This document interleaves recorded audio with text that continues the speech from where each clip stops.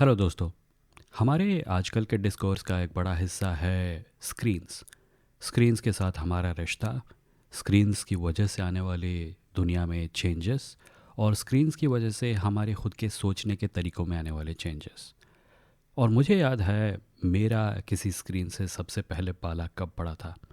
मैं 90s के दौरान बड़ा हुआ था। हमारे घर में एक छोटा सा टीवी था। उस टीवी पे एक छोटी सी ब्लैक एंड वाइट स्क्रीन थी और उसके बगल में कुछ डायल थे। एक था मेन डायल बीच वाला जिसको घुमाने पे टीवी ऑन होता था और वॉल्यूम बढ़ता था। नीचे के दो डायल थे ब्राइटनेस और कॉन्ट्रास्ट वाले, और किसी इंटरप्शन जब स्क्रीन पे कोई डिस्टर्बेंस होती थी तो उसको एडजस्ट करने के लिए एक और डायल था।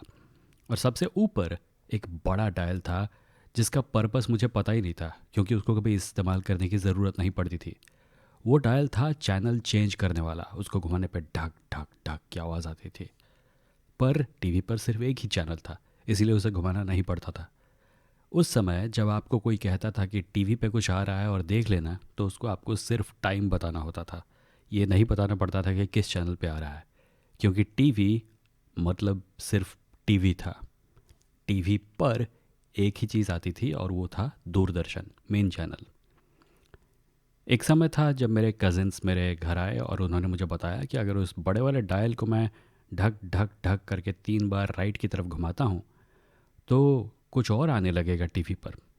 और ये सुनकर मुझे उतना ही आश्चर्य हुआ जितना शायद आपको होगा अगर कोई नया डायमेंशन खुल जाए और आप अपने आप को मल्टीवर्स के किसी और ब्रह्मांड में पाएं। स्क्रीन पर जो भी आता था उसके साथ अथॉरिटी एसोसिएटेड थी। चूँकि ये एक ऑडियो विजुअल मीडियम था और ऑडियो विजुअल मीडियम हमारी ज़िंदगी में सिर्फ उसी एक स्क्रीन के माध्यम से आता था, हमें वैसा ही फील होता था जैसा आजकल आपको शायद किसी यूट्यूबर को देखकर फील होता है कि इसमें कुछ ख़ास है, कि ये जो बोल रहा है ये झूठ नहीं होगा, कि ये जो बोल रहा है this must be coming from some place of deep knowledge etcetera. इसीलिए टीवी पर जो भी आता था, जो भी बोलता था, उसको हम लोग आंख बंद करके विश्वास कर लेते थे एक बड़ी हद तक। ऑल्दो टीवी एकमात्र वो स्क्रीन नहीं थी जिसको लोग देखते थे। घर के बाहर अगर कुछ दूरी पर कोई जाए तो उसको एक सिनेमा हॉल मिल सकता था, और सिनेमा हॉल पर एक बड़ी स्क्रीन थी। उस बड़ी स्क्रीन के साथ भी वही अथॉरिटी एसोसिएटेड थी जो कि ऑडियो विजुअल मीडियम्स के साथ आमतौर पर होती है। उन बड़ी स्क्रीन्स पर जो लोग दिखते थे उन्हें हम लोग लार्जर देन लाइफ समझते थे, क्योंकि वो लार्जर देन लाइफ थे। फिल्म स्टार्स जो कि कारनामों को अंजाम देते थे, फाइटिंग करते थे, गाने गाते थे वगैरह।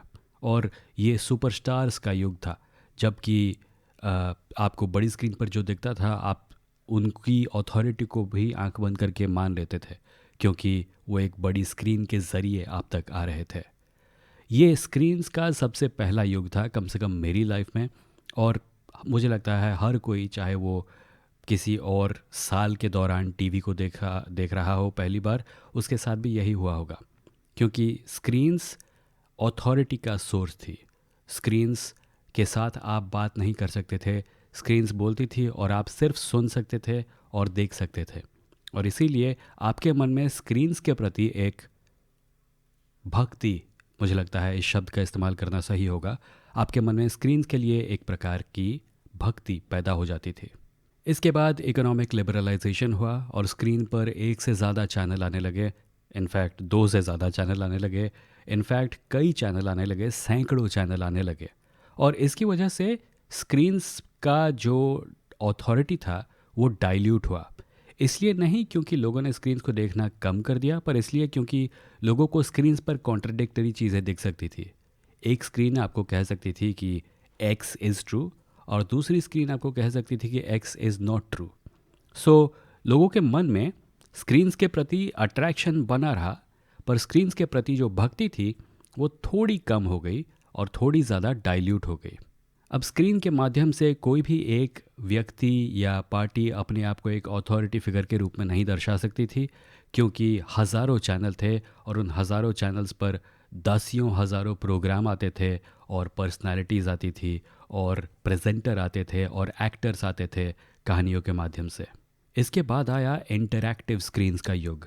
ऐसी स्क्रीन्स जिनको आप ना सिर्फ देख सकते थे बल्कि आप उनके साथ बात भी कर सकते थे, उनके साथ इंटरैक्ट भी कर सकते थे। आपको स्क्रीन पर जो दिखता था आप उसे कंट्रोल कर सकते थे, not only to the extent कि आप चैनल चेंज कर सकते थे रिमोट से, पर आप लिटरली स्क्रीन्स का इस्तेमाल करके अपने आप को ब्रॉडकास्ट कर सकते थे। शुरू में ये टेक्स्ट के माध्यम से हुआ, पर बाद में ऑडियो और वीडियो के माध्यम से भी होने लगा। सो स्क्रीन्स के प्रति जो अथॉरिटी वाली फीलिंग थी, जो भक्ति थी, वो और भी ज़्यादा डाइल्यूट हो गई। स्क्रीन्स अब सिर्फ वो चीज़ नहीं थी जिसके सामने बैठकर आप चीज़ों को रिसीव करते थे। आप खुद कुछ ऐसा कर सकते थे जिसकी वजह से दूसरों को आपको रिसीव करना पड़े। आप एक ज़माने में जिस अथॉरिटी को स्क्रीन पर देखते थे, अब आप खुद वो अथॉरिटी बन सकते थे। शुरू में ये ब्लॉग्स और वेबसाइट्स के माध्यम से हुआ, उसके बाद सोशल मीडिया आया, उसके बाद यूट्यूब जैसे प्लेटफॉर्म्स आए जिन्होंने वीडियो और ऑडियो को भी कॉमन कर दिया। इनफैक्ट इस समय आप इस चीज़ को, मैं जो बोल रहा हूँ, इसे आप यूट्यूब पर ही देख रहे हैं। और इसके बाद स्क्रीन्स का इंटरैक्टिव नेचर कम्युनिकेशन मीडियम में बदल गया, जहाँ पे आप ना सिर्फ अपने आप को अथॉरिटी के रूप में ब्रॉडकास्ट कर सकते हैं, पर आप दूसरों के साथ लिटरली बातें कर सकते हैं स्क्रीन के माध्यम से। यानी कि आपको स्क्रीन पर जो दिख रहा है वो कोई बहुत बड़ा आदमी नहीं है, वो कोई बहुत प्रोमिनेंट अथॉरिटी नहीं है, वो आपके फैमिली मेम्बर्स हैं, आपके दोस्त हैं, आपके ऑफिस के कॉलीग्स हैं। यानी जिस प्रकार की फीलिंग आप नॉर्मल लाइफ में फील करते थे compare to the feeling you get from an authority figure, वो नॉर्मल फीलिंग अब स्क्रीन्स के ज़रिए भी एसोसिएट होती है। आप अपनी आम जिंदगी के लोगों के साथ स्क्रीन्स के माध्यम से बात करते हैं और उन्हें देखते हैं स्क्रीन्स के माध्यम से। सो वो जो स्क्रीन्स की अथॉरिटी थी, समय के साथ वो डाइल्यूट होती चली गई और इस समय तक एक ऐसे पॉइंट पर आ गई जब स्क्रीन्स नॉर्मल लाइफ बन गए। मैं इंटरनेट पे प्रेजेंट की जा रही मिस इन्फॉर्मेशन के बारे में कंटेंट बनाता हूँ कई लोगों की तरह, और मुझे लगता है कि उस इन्फॉर्मेशन के साथ लड़ने के रास्ते में जो रोड़े आते हैं, उनमें से एक अब भी वो अथॉरिटी है जो कभी स्क्रीन के साथ एसोसिएटेड थी। एंड इवन दो ये अथॉरिटी काफ़ी हद तक घट गई है, ये अथॉरिटी पूरी तरह से गायब नहीं हुई है। आज के समय में जब लोग स्क्रीन्स को देखते हैं तो उतनी ज़्यादा डिवोशन टुवर्ड्स अथॉरिटी के साथ नहीं देखते हैं जितना कि शायद 90 के दशक में देखते थे उस ब्लैक एंड वाइट स्क्रीन पर, जिसके ऊपर एक बड़ा डायल था जिसको घुमाने पर ढक ढक ढक की आवाज़ आती थी। पर वो अथॉरिटी के प्रति जो डिवोशन है वो पूरी तरह से गायब नहीं हुई है। यह अथॉरिटी आती है एक ऐसे समय से जब स्क्रीन्स के साथ हम एब्सोल्यूट ट्रूथ को एसोसिएट करते थे, या कम से कम as close to absolute truth as possible humanly. Screens के माध्यम से स्कैमर्स और झूठे लोग और धार्मिक प्रचार वाले ऑर्गेनाइजेशंस अपनी अथॉरिटी को बढ़ाने का काम करते हैं। ये काम स्क्रीन्स के बगैर उनके लिए करना उतना आसान नहीं होता, पर चूंकि स्क्रीन्स अवेलेबल हैं, वो स्क्रीन्स का इस्तेमाल करते हैं अपनी अथॉरिटी को बढ़ाकर दिखाने के लिए, या कभी कभी तो अपनी नॉन एग्जिस्टेंट अथॉरिटी को प्रमोट करने के लिए सिंपली शब्दों के माध्यम से या कपड़ों के माध्यम से या बोलने के ढंग के माध्यम से या किसी एग्जिस्टिंग अथॉरिटी इंफ्रास्ट्रक्चर का फ़ायदा उठाकर, जैसे कि गेरुए वस्त्र पहन लेना या किसी धर्म के सिंबल्स का इस्तेमाल करके अपने आप को ज़्यादा अथॉरिटेटिव दिखाना। मुझे लगता है जहाँ तक स्क्रीन्स का सवाल है, इस समय हम एक ऐसी जगह पर हैं जहाँ पे हम स्क्रीन्स का हमारे साथ क्या रिश्ता है इसको रीडिफ़ाइन करने में लगे हुए हैं, अनजाने में ही सही। क्योंकि एक तरफ स्क्रीन्स का इस्तेमाल हो रहा है हमारी ओर अथॉरिटी वाले मैसेजेस को भेजने के लिए, जो कि अगर आप एक्सेप्ट करें तो जो आपको मैसेज भेज रहा है उसका फ़ायदा होगा। और साथ ही साथ हम एक ऐसी जनरेशन के पास खड़े हैं, जो हमारे बाद की जनरेशन है उसके बगल में खड़े हैं, जिसके लिए शायद स्क्रीन्स वो नहीं होंगी जो कभी थी। क्योंकि मैं एक यूट्यूब चैनल चलाता हूँ और साथ ही साथ मैं अपनी छोटी सी भतीजी के साथ वीडियो कॉल पर कभी कभी बात करता हूँ। उसके लिए कभी कभी ये डिफरेंशिएशन करना मुश्किल हो जाता है कि स्क्रीन पर वो जो देख रही है वो क्या है। एक व्यक्ति जो इन्फॉर्मेशन प्रदान कर रहा है एक यूट्यूब चैनल के माध्यम से, या एक व्यक्ति जो उसके साथ बातें कर रहा है। मेरी भाभी एक बार फ़ोन पर मेरे यूट्यूब चैनल को देख रही थी और मेरी भतीजे ने कहा कि आप चाचा के साथ क्या बातें कर रहे हो।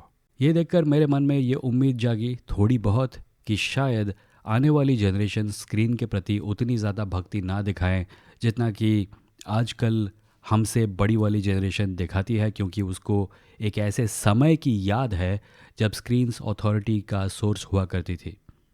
पर शायद हम घूम फिर कर उसी स्टेज तक जा रहे हैं जब स्क्रीन्स सिर्फ वन वे थी, जहाँ पे स्क्रीन्स को सिर्फ देखा जाता था, जहां स्क्रीन्स का इस्तेमाल करके पब्लिश करना एक दूर की बात थी और स्क्रीन्स का इस्तेमाल करके एक दूसरे से बात करना भी एक दूर की बात थी। हाल ही में आपने सुना होगा पोस्टिंग ज़ीरो नाम के फिनोमेनॉन के बारे में, जहाँ पे यंग लोग, जेन के लोग स्क्रीन्स का इस्तेमाल कर रहे हैं सिर्फ देखने के लिए और कंटेंट क्रिएट नहीं कर रहे हैं, अपने आप को रिकॉर्ड करके सोशल मीडिया प्लेटफॉर्म्स पर नहीं डाल रहे हैं। एक तरीके से आप कह सकते हैं कि ये टीवी के युग का रिटर्न है, जहाँ पे स्क्रीन्स का इस्तेमाल वन वे हो रहा है और ये वन वे हमारी तरफ से नहीं है, ये वन वे अथॉरिटी फिगर्स की तरफ से है। और भी ज़्यादा वरीसम बात यह है कि ये जो अथॉरिटी फिगर्स हैं ये अब एक्चुअल अथॉरिटी फिगर्स नहीं हैं, ये जाने माने एक्टर्स नहीं हैं, ये न्यूज़ कास्टर्स नहीं हैं, ये रेस्पेक्टेबल एक्सपर्ट्स नहीं हैं, ये एआई जनरेटेड स्लॉप है, ये आर्टिफिशियली जनरेटेड कार्टून कैरेक्टर्स हैं या even existing actual human beings के एआई जनरेटेड रेप्लिकास हैं। और ये एक चिंता में डालने वाली बात है, क्योंकि स्क्रीन्स के प्रति अथॉरिटी एसोसिएट करना इन एंड ऑफ इटसेल्फ एक प्रॉब्लम है, पर उन अथॉरिटी फिगर्स का अथॉरिटी ना होना एक और प्रॉब्लम है और ज़्यादा बड़ी प्रॉब्लम है। फ्यूचर को प्रेडिक्ट करना मुश्किल है, इसीलिए मैं कोशिश भी नहीं करूँगा, पर मुझे ये ज़रूर लगता है कि हम एक क्रॉस रोड्स पर खड़े हैं। आने वाले सालों में हमें स्क्रीन्स को लेकर कुछ मुश्किल डिसीशंस लेने पड़ेंगे और ये डिसीशंस इस बात को तय करेंगे कि क्या हम एक बेहतर फ्यूचर की तरफ बढ़ेंगे जहाँ पे अथॉरिटी का इन्फ्लुएंस हम पर कम होगा, या हम 90s के युग में जिस समय में थे उससे भी गया गुजरा एक और युग हमारे ऊपर आकर बैठ जाएगा। That's it, that's what I wanted to talk about. Thank you for listening, I will see you next time.